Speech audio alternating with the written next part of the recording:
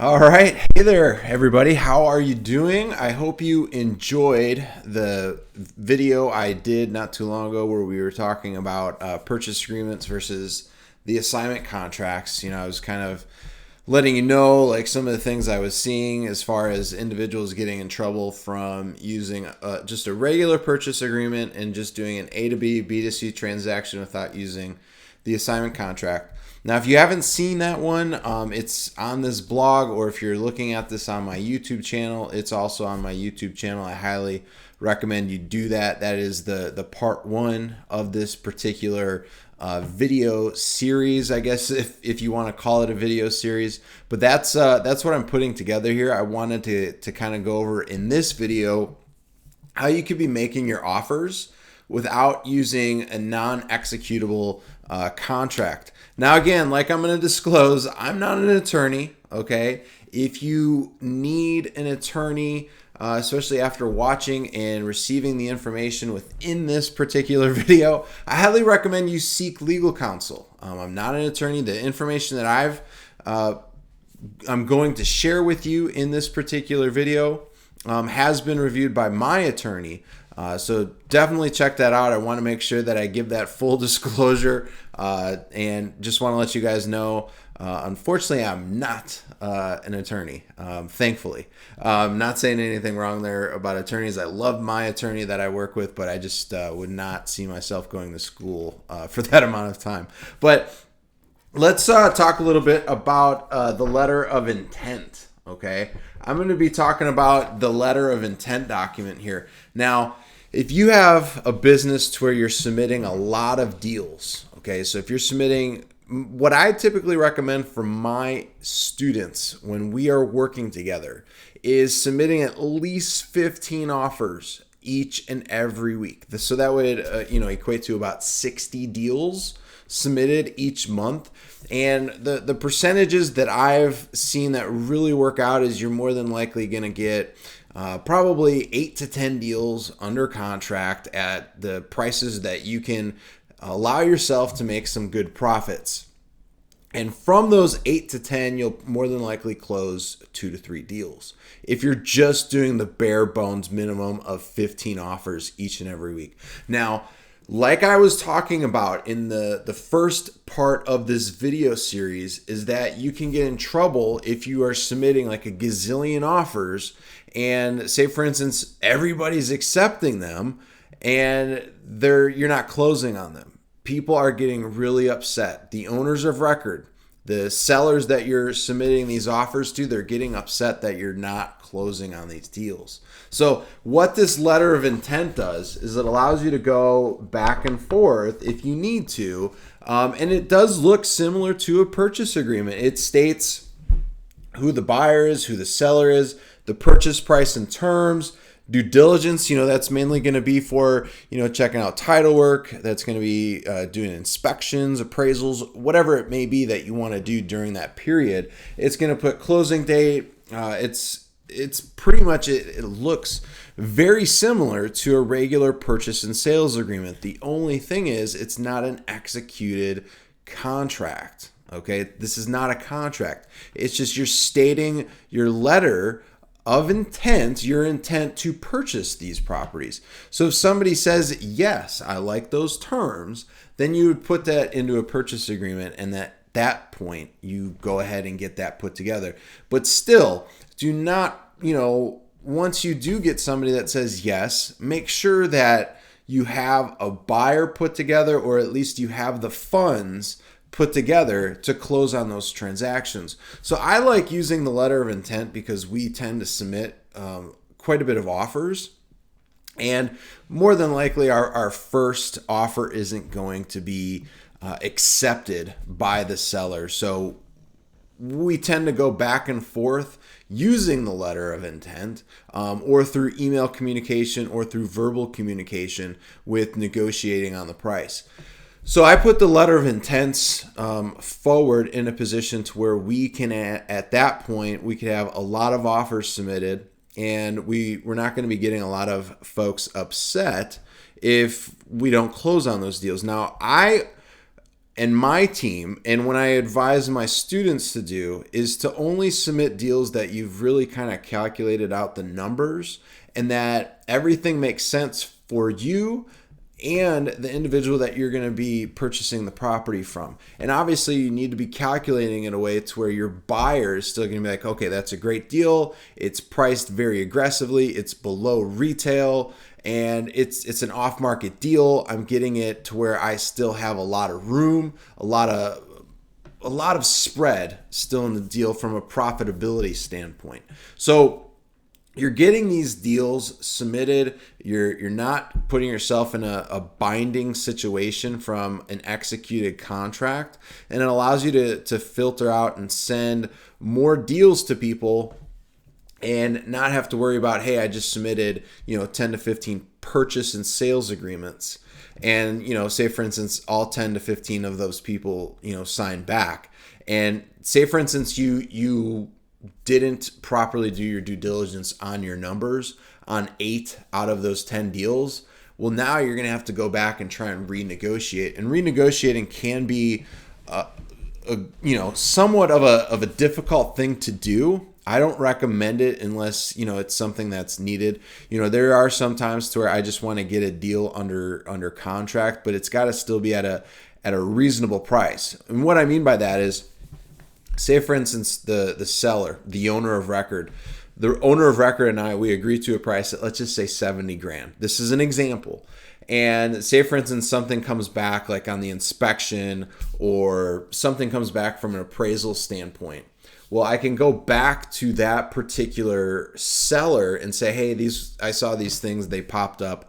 I'm not going to be able to close at the $70,000, but what I can do, since I do have to do some of these repairs, and that wasn't factored in because obviously I'm not an inspector, I was unable to really, justify what I'm submitting because I can't see the things that an inspector normally can see. So what I can do is I could come in at 65. We could still do an all cash offer. Now, the other thing that, I didn't speak of in the last video, and I'll just kind of touch on that here quickly because I brought up the renegotiating on your original contract, is if you go ahead and do that and say it is a cash transaction and you don't really have the cash, you must have something lined up either through private money, bank financing. And bank financing you can get through the local mom and pop type banks. You can get 100% financing. Yes, it is mainly based on your credit, but you can still get those types of loans. Even if you need to get like something from who I spoke of previously in the other video was Dwayne Ortega. Dwayne Ortega with Best Transaction Funding can get you a proof of funds letter. Okay, now that proof of funds letter from Dwayne Ortega is only going to be for 1 day funding. Okay, so if you are going to be lining things up, you definitely have to make sure that your seller knows that you do have the funds, or that if you are getting financing, that you can at least show that you're able to perform. Because a lot of folks, that's where they're getting in trouble at. They don't have their cash. So a lot of wholesalers, that are still wanting to use the assignment contract, are starting to get in trouble because they're trying to flip contracts, and that's not something that can be very appealing, especially if you're not closing on majority of your deals. So make sure that you're doing that, okay? And the letter of intent document, you can have your attorney whip that up for you, or if you're a member of my program, we already have those documents in there for you. Those documents are in there for you, but you also have to have them reviewed by your own state counsel, your own state attorney, because it is a legal document. But again, the one I have, it's very self-explanatory. It's very easy. Okay, that's the one thing you have to remember here, it's very easy for folks to look at, because you don't want to complicate folks, especially the owners of record that you're trying to do business with. Once things get complicated, that's when they start, losing faith in, how the process is going with you. And you don't obviously want that to happen. The letter of intent document's very self-explanatory. It states everything that you're doing. And then if you agree on that, then you put together the purchase and sales agreement. So again, you just let them know this is my intent to purchase your property. Obviously, it states up here, this letter will serve as a non-binding letter of intent to purchase the above referenced property located in, I just put anywhere USA, under the following terms and conditions. This is just an example that I printed off for you guys just so you can kind of see it. But it's a document that you can use. And once you guys agree, you and the seller agree, then you could obviously put together a binding executed contract at that point once you guys sign in the appropriate positions on the purchase and sales agreement. But I didn't want to make a super long video explaining this. I just wanted to kind of give you guys an overview of what we're doing and how we're doing it and how you can replicate and duplicate it within your business and really, start making things happen the right way. And, if this isn't the right way for you and your business, that's fine. I just wanted to make this so you guys can, have additional tools within your tool bag that you can use if you choose to do that. But that's completely up to you. Obviously, make sure, a letter of intent, again, it's a non-binding contract. So it's really cool. You could submit multiple offers to folks, and they could read right up at the top. It's right there. It says it's a non-binding contract. So they can review it. There's really nothing for them to get upset about if you say, hey, I'm sorry, I submitted about 10 offers and I accepted 8 of them. So you could just let folks know that too. So they don't get upset with you. Some people that I know, when they're doing like a direct mail campaign, they'll actually submit the letter of intent with the letter that they're doing. So if folks are doing either yellow letters, white letters, whatever type of direct mail campaign that you're doing, some folks will actually stick the letter of intent in there just to kind of put forth the seriousness of, hey, we really do want to acquire this property.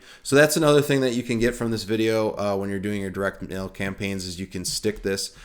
My document is 3 pages.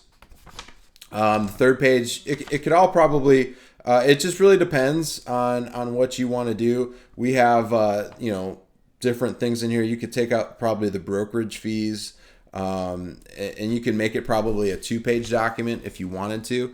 Either way, it's 3 pages, and then with whatever direct mail content that you wanted to do in there would be 4 pieces. So you'd still be under the regular postage fees for sending this out as a direct mail campaign piece. But that's all I have for you today. Leave me a comment below. Let me know if this is stuff that's, this is like information like you're like, oh, okay, cool. I could start using and implementing that within my business.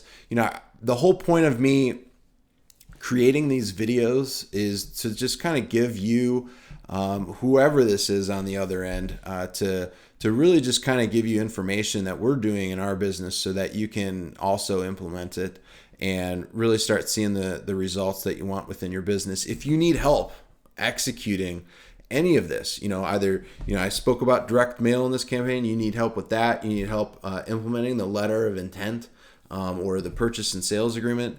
If you need help at all with anything in your business, simply just reach out and let me know. That's what I do. That's what I love to do. I'm very passionate about giving back. So definitely reach out. Let me know how I can help, and we can, take that step forward.